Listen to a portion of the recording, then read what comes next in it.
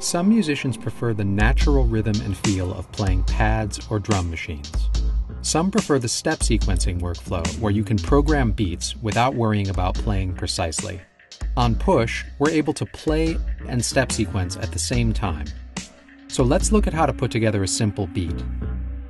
Use the Add Track button to add a drum kit. You can use the buttons beneath the display or the encoders above to navigate Live's library, and use the green button to load a kit. Push's pads are automatically configured when you load a drum kit. The pads are divided into 3 areas. These 16 pads are for real-time playing. The top 4 rows are for step sequencing, and these are for setting the loop length. You can use the touch fader to choose different banks of drums.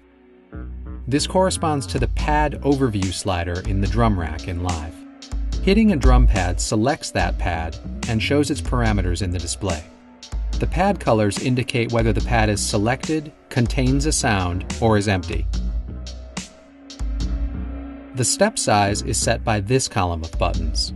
16ths are selected by default, so you've got 32 16th notes for a total of 2 bars. You could record with a metronome, but instead, let's start by entering some step sequence notes, which starts the transport, creates a clip, and provides a pulse.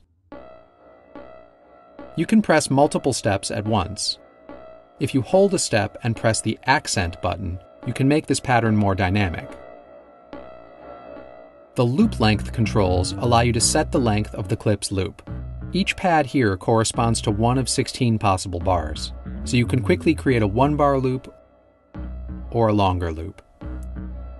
Let's stick with one measure for now. Now let's add some hi-hats with the repeat function.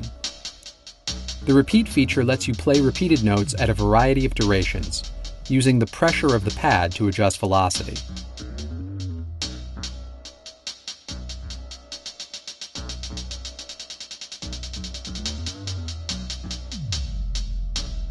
You can swing the repeated notes in real time.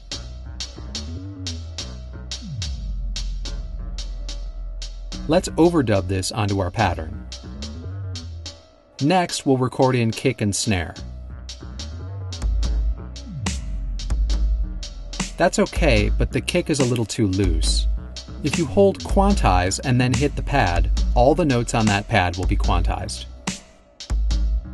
Holding the quantize button brings up the quantize menu, where you can change recording quantization settings or destructively apply swing to something you've already recorded. The snare's pretty good, but the second one is a little late, so let's nudge it ahead a bit.